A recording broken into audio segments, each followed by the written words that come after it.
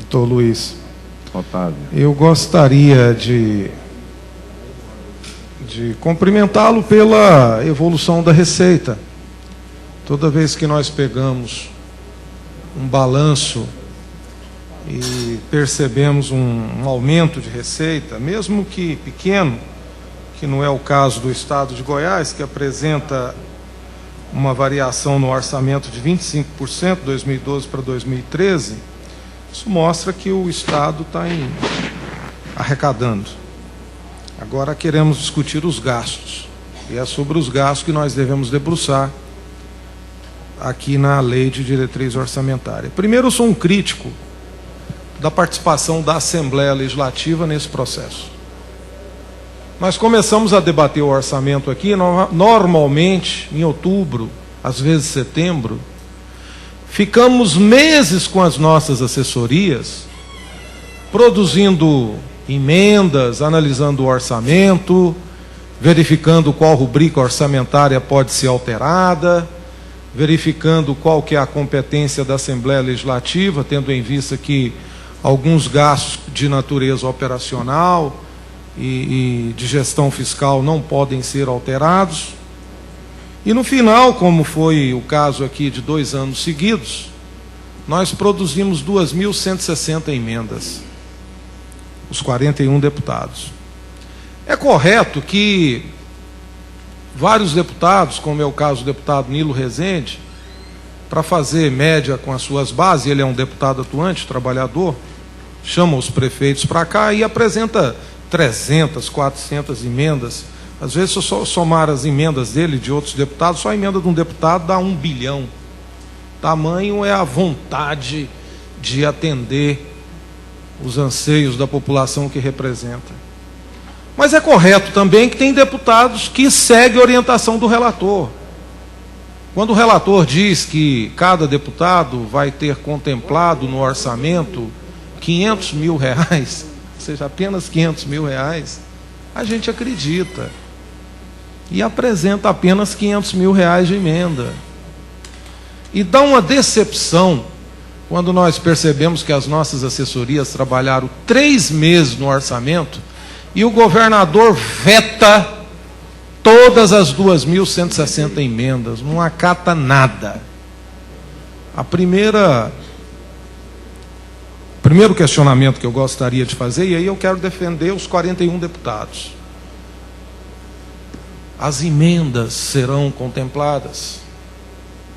O que for acordado aqui, que é cota de cada deputado, efetivamente vai estar inserido no texto legal da Lei Orçamentária de 2013.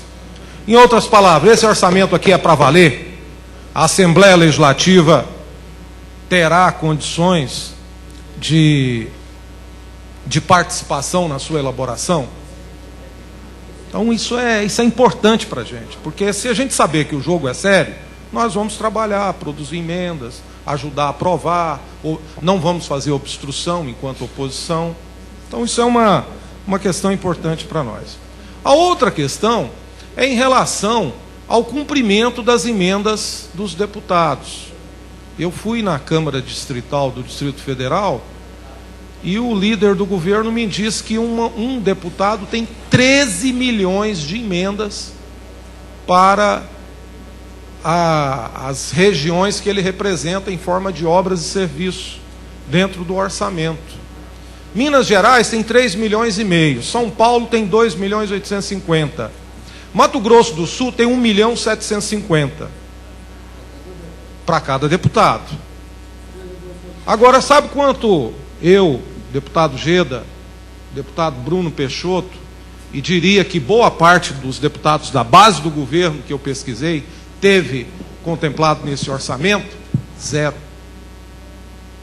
Essa casa, que tem os seus representantes eleitos, que aprova o orçamento, não consegue direcionar uma escola, uma creche, não consegue direcionar uma ponte, uma ambulância para os municípios que eles representam. Então, isso é lamentável, porque eu tive na sessão de abertura do Parlamento Mineiro, e lá a primeira o primeiro empenho assinado na sessão de abertura do ano legislativo é o empenho das dotações orçamentárias da Assembleia Legislativa. Então isso ajuda, inclusive, para legitimar o orçamento. E eu fico muito satisfeito, doutor Luiz, quando pego o orçamento, e olha que o orçamento passado eu critiquei demais. O Scalabrino está aqui, lembra, quando eu disse que o Tribunal de Contas passou a Assembleia Legislativa. Ou seja, a Corte Auxiliar dessa casa, que nos auxilia e dá secretaria, os deputados, tinha naquele orçamento um orçamento maior do que o da Assembleia Legislativa. Aí mas como? Aqui tem 41 deputados, lá tem 7 conselheiros. Nós temos o poder de elaborar as leis e fiscalizar o Executivo. Opa, para lá, fiscalizar o Executivo, o Tribunal de Contas acha que é a função deles. A Constituição diz que é a função da Assembleia Legislativa. Então, acredito que ficou um meio termo aí, e aqui quando o deputado Geda começou a ler, mas deputado Geda, o senhor tem razão, como é um governo instável, a instabilidade política realmente ela fortalece o poder legislativo. Olha aqui o tanto que a Assembleia foi fortalecida. O Tribunal de Contas dos Municípios, entre pessoal, encargos e outras despesas, teve uma dotação de 88.493 em 2012, foi para 102, subiu 0,85%. O Tribunal de Contas do Estado, em 2012, 194.824, em 2013, 224.482. Houve uma variação de 15%. Agora, a Assembleia Legislativa, somente em outras despesas correntes, subiu de 25.680 para 102.031.000 reais. Eu espero que agora, deputado Tales, a nossa sede saia. A gente deixa de ser invasor desse bosque, cujo Ministério Público, o Tribunal de Justiça, já mandou a gente desocupar essa mata do Bosque dos Buritis. E se não começar urgentemente a construção da nova sede, a Prefeitura, que tinha dado 2 anos, sob pena de rever o imóvel de volta, o lote, já passaram 10 anos. E só tem as fundações feitas na época do deputado Samuel Almeida. Acho que agora não é por falta de dinheiro que o próximo presidente, Helder Valim, deixará de construir a nova sede. Lendo os números, eu observo o objeto. Para crescer de 25 milhões em outras despesas para 102, somente se tiver realmente incluindo a construção da nova sede. Porque nos nossos gabinetes, a evolução de estrutura e de despesa não foi semelhante ao que está aqui no orçamento. E, para finalizar, eu sinto falta, aqui no levantamento, da dívida fundada. Qual que é a dívida do Estado de Goiás? O último balanço que nós fizemos dava conta de 13.935 bilhões de reais.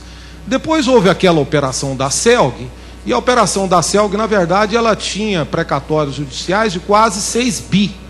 Na verdade, fala que o déficit da CELG era 6 do balanço fiscal, mas tinha os precatórios que eram mais 6. Na verdade, o rombo era de 12 bilhões de reais.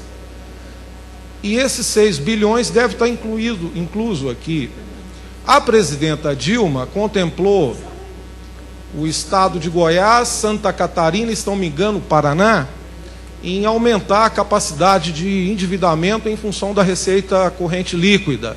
Com isso, possibilitou o estado de Goiás buscar um aporte de recursos de 3 bilhões com o BNDES, mais os recursos para a CELG. Então, mais essa operação são mais 9 bilhões. Creio eu, aí o senhor me ajuda a corrigir, que a dívida fundada hoje, a dívida real do estado de Goiás, deve estar em mais de 20 bilhões de reais. Aí eu não poderia, como parlamentar, que quero saber a real situação do Estado, solicitar de Vossa Excelência, através do nosso presidente, um levantamento da dívida do Estado, e que Vossa Excelência, apesar de eu achar extremamente improvisado, mas tentar dizer para nós, deputado, qual é a dívida do Estado hoje.